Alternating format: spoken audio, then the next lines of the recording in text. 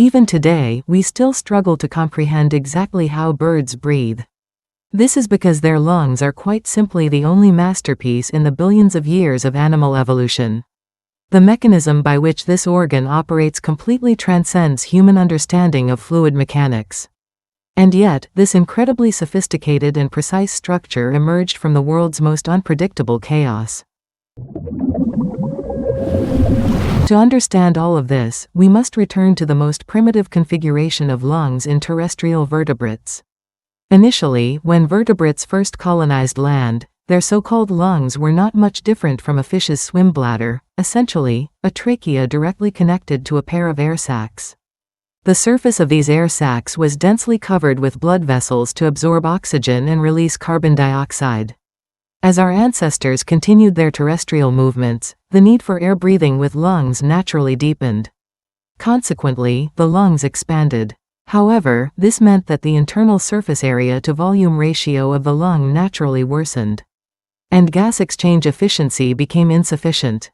Fortunately, this problem wasn't hard to solve. By simply adding many folds and septa to the inner wall of the primitive lung, the surface area could be increased. In fact, in the most recent common ancestor of terrestrial vertebrates, the lung had very likely already been divided into several chambers by septa. This is also the initial structural origin of our lungs being divided into 2 to 3 lobes. But this simple and crude solution had a problem. Because a historical legacy issue has always persisted in our chests, the problem we've repeatedly mentioned in the previous 2 episodes, we cannot fully expel the air from our lungs. This meant that once the lung expanded to a certain extent, there would inevitably be some dead spaces that could only continuously inhale and exhale stale air, becoming ineffective spaces for gas exchange. And now, with the lung already substantively divided into several chambers, not only did the number of nooks and crannies increase, but the folds and partitions within the lung would also impede airflow, making it even harder to expel the stale air from these dead spaces. Especially the deepest chamber of the lung, it became almost impossible for any fresh air to reach it. That stale air, trapped in the lung, truly felt like it needed to be expelled. If our synapsid and sauropsid ancestors could temporarily mask this historical flaw by power leveling their stats, then other terrestrial vertebrates, squeezed to the edges of the map into harsh lands by the synapsids, had no choice but to confront this cursed fate head-on. Among these were our protagonists today, the sauropsids, specifically archosaurs, which include birds, crocodiles, turtles, and snakes, among others, the ancestors of this large group of animals. Due to their lower position in the food chain, they constantly needed to move through complex terrain to evade enemies. Therefore, their bodies were often relatively slender, making it difficult to counteract this problem by simply expanding lung size or increasing breathing force. For them, there was only one path forward: give up. Since the deepest chamber of the lung was difficult to access with fresh air, they simply decided to abandon that region altogether. In fact, if we look at the lungs of modern turtles and some lizards, we'll clearly notice that the innermost parts of their lungs often have relatively smooth internal walls and fewer blood vessels, indicating that the gas exchange function in this section has been greatly weakened. Delving deeper into this evolutionary path, one chamber at the very end of the lung completely abandoned its gas exchange function, becoming a pure air sac. However, this meant that the other parts of the lung had to intensify their gas exchange efforts to compensate. How to do that? Only by creating more profound folds. But with more folds, the potential for stagnant, dead-end, airflow areas also increased. This seemed to lead into a paradox. But then, a glimmer of hope appeared. It must be said, fluid dynamics is truly a perplexing phenomenon. It's highly probable that it was precisely these chaotic folds that caused the air, once inhaled into the lung, to generate many unpredictable currents. Combined with Bernoulli's principle and other factors, sometimes these air currents could coincidentally scour out the stale air accumulated in those dead spaces and even in the terminal air sacs. Therefore, if the internal folds of the lung could be developed into a specific morphology, guiding the incoming air to produce specific microcurrents that maximally draw out the residual air from the lungs, then the animal could significantly improve breathing efficiency without noticeably increasing lung volume. Originally, this should have been a long and arduous evolutionary path. However, who would have thought that precisely at this juncture, approximately 250 million years ago, the Siberian supervolcano erupted with a mighty roar, unleashing massive amounts of lava. Earth experienced the most catastrophic extinction event since the dawn of animal life, the Permian-Triassic mass extinction. This event virtually wiped out all plants and algae on the Earth's surface. Consequently, the Earth's atmospheric oxygen content rapidly plummeted to just over half of today's level. At such a time, a single breath could mean the difference between life and death. Evolution began to accelerate. Suddenly, the folds within the sauropsid lung began to contort with furious intensity, eventually developing a series of special structures. The most important of these was a structure that allowed airflows to oppose each other, guiding the air towards unidirectional flow.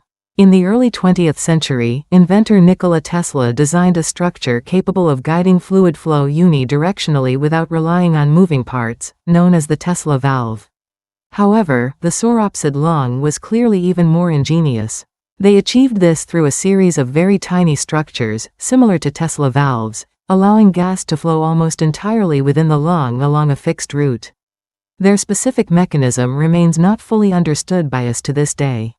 For the gas, this means that during inhalation, fresh air can enter the air sacs and gas exchange chambers, which we'll simply refer to as the lungs from now on, in a largely uniform manner. During exhalation, while the stale air from the lungs themselves is expelled, fresh air that hasn't undergone gas exchange is simultaneously pushed from the air sacs into the lungs. This achieves gas exchange during both inhalation and exhalation, a process known as double respiration. But this, in turn, introduced another problem. Simply put, because all gas exchange is entirely handled by the lung. It means the lung's inner walls need to become even more convoluted. But the problem is that in this respiratory system, the lung also has to expand and contract with breathing. It's hard to ensure that these folds won't create undesirable currents during the lung's breathing deformation, which could interfere with unidirectional gas flow. Consequently, once the internal surface of the lung reached a certain degree of complexity, it became difficult to further improve gas exchange efficiency. The solution lay in further specialization of labor. They turned the outermost chamber of the lung into an air sac. When breathing, the lung itself doesn't undergo much deformation. Most of the expansion and contraction are handled by the original air sac and this new pulmonary air sac. During inhalation, both the original air sac and the pulmonary air sac expand simultaneously. This allows some air to enter the original air sac, while another portion of air passes through the lung, undergoes gas exchange, and then enters the pulmonary air sac. During exhalation, the pulmonary air sac directly empties, while fresh air from the original air sac passes through the lung and is expelled, completing gas exchange. This way, the two types of air sacs maximized their volume and elasticity, while the lung focused solely on improving gas exchange efficiency. Finally, there was no longer a need to grapple with trade-offs between conflicting performance metrics. And over 200 million years ago, in the Triassic period, the pseudo-crocodiles, who first developed this fully fledged double respiration, naturally became the largest and most powerfully agile terrestrial overlords of that era. Their descendants, today's crocodiles, still retain this respiratory system as the fundamental source of power for their death rolls. From this point on, under ideal circumstances, there would no longer be any gas exchange, dead spaces, in the lung. Vertebrates had finally escaped this curse that had afflicted their lungs for over 100 million years. Finally, they could breathe easily. However, the air sac lung system had only completed its basic architecture at this point. There were still many imperfections in the details. For example, when the respiratory volume reached a certain level, a single air sac might bear the vast majority of the chest cavity's volume change. This meant its shape couldn't be too free, it needed to be as rounded as possible to avoid points of excessive stress concentration, which could lead to material fatigue from continuous expansion and contraction, affecting its lifespan. But the problem is that space within the bodies of terrestrial vertebrates is at a premium, making it difficult to accommodate such a large, round organ. The solution was quite simple: replace the single large air sac with multiple smaller air sacs to distribute the volume. This made arrangement much easier. In fact, even in pseudo-crocodiles, the air sacs already showed some initial subdivision. However, the immediate problem was that such a respiratory system only offered a clear advantage when the air volume was large. As I mentioned before, early terrestrial vertebrates adopted a sprawling, crawling posture, limiting the space for chest expansion. A single breath couldn't take in or expel much air. In this regard, the pseudo-crocodile solution converged with that of our synapsid ancestors through different paths. Since expanding left, right, up, or down was problematic, they sought space by expanding backward. However, unlike us, they didn't evolve a diaphragm. Instead, their liver fused with the diaphragm, and a strong muscle extended directly from the pelvis, anchoring the liver. During inhalation, this muscle would contract, pulling the liver and diaphragm backward together, like a syringe plunger pulling open the thoracic cavity space. But this method of breathing clearly subjected the liver to an external force that an internal organ should not normally bear. A crocodile's tears may not be sad, but a crocodile's sobs can indeed tear its guts apart. Perhaps constrained by this awkward respiratory system, the pseudo-crocodiles, after reaching their peak in the late Triassic, over 200 million years ago, showed no further breakthroughs in body size and sensory motor capabilities. It was at this juncture that a close relative of the pseudo-crocodiles stood up on the Pangaean supercontinent. These were the ornithodirans, or more precisely, the true apex of the sauropsids, the dinosaurs. What the pseudo-crocodiles could do, I will do. What the pseudo-crocodiles could not do, I will do even more. The ultimate, perfected, dragon's breath, is that clear enough? As for how they achieved this, I've already said it, standing up. Only when the forelimbs are completely freed from locomotion can the chest cavity expand uninhibitedly to the sides. And only when the upper body is completely lifted off the ground is there forward space for the chest cavity. The liver finally stopped being a breathing pain. Of course, the pseudo-crocodiles had tried such a seemingly simple solution. Many bipedal pseudo-crocodiles also emerged during the Triassic period. But unfortunately, the structure of the pseudo-crocodiles' hind limb joints meant they were relatively clumsy once they stood up, making it difficult for them to go far down this path. If we were to elaborate on this topic, it would be quite lengthy. If you're interested, we can make a future episode of Organ Evolution, specifically discussing the skeletal structures of vertebrates. Back to the main topic. When you can't win, you have to concede. From the Jurassic period, less than 200 million years ago, the pseudo-crocodiles gradually became subservient to the dinosaurs. So, the ancestral kingdom was taken by the dinosaurs. What happened next? First, naturally, they further refined the division of labor between the lungs and air sacs, a path pioneered by the pseudo-crocodiles. In dinosaurs, the air sacs became more numerous and found their way into every available space, even penetrating deep into the bones. These adaptive air sacs unexpectedly unlocked a hidden bonus, the lightweighting of the body and bones. Simultaneously, the air sacs, through respiration, could efficiently dissipate body heat. This single innovation solved two of the trickiest problems for gigantism in terrestrial animals. For instance, sauropod dinosaurs like the Brontosaurus directly extended their air sacs into their necks. This made it effortless to lift their heads and prevented their brains from overheating. Incidentally, one hypothesis suggests that pterosaurs, a close relative of dinosaurs, might have also evolved a large number of air sacs and achieved extreme lightweighting through a similar evolutionary approach, becoming the first vertebrates to fly. We know almost nothing about the respiratory system of pterosaurs today, so I won't speculate further here. Returning to dinosaurs, since they had more air sacs, the gas exchange efficiency of their lungs also had to keep up. So, they simply fused their lungs to the dorsal ribs. The lungs themselves also became tougher in texture. This allowed the capillaries and tiny airways within the lungs to interweave more thoroughly, without fear of obstruction due to lung deformation. And with this structurally stable lung and its strictly unidirectional airflow, they could unlock an even more advanced operation, countercurrent exchange. Simply put, blood flowing to the lung is generally low in oxygen.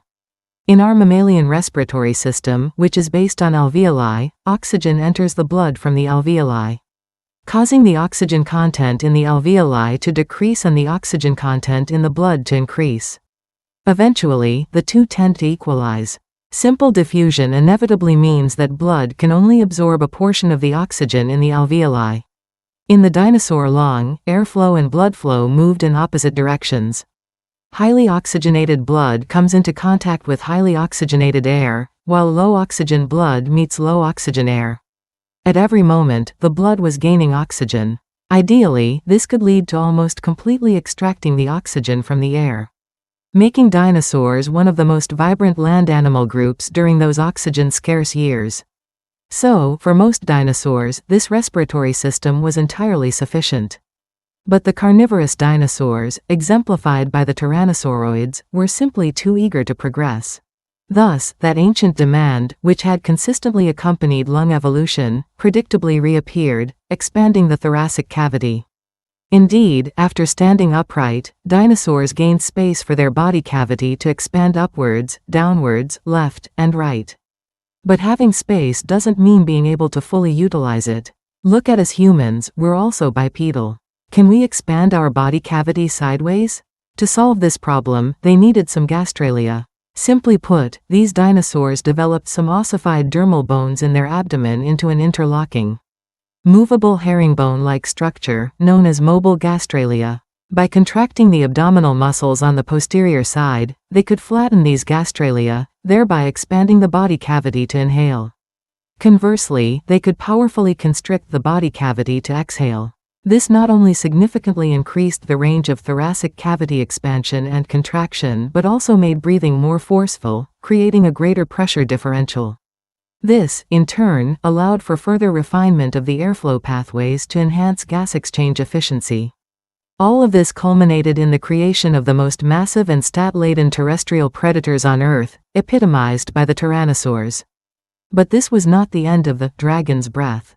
When we stand at this historical juncture and look back at the myriad details of evolution, we find that the advantages of the dragon's breath were pervasive. Lightweighting of the body due to air sacs provided excellent heat dissipation, powerful respiratory efficiency ensured that even small bodies could have incredible explosive power and endurance.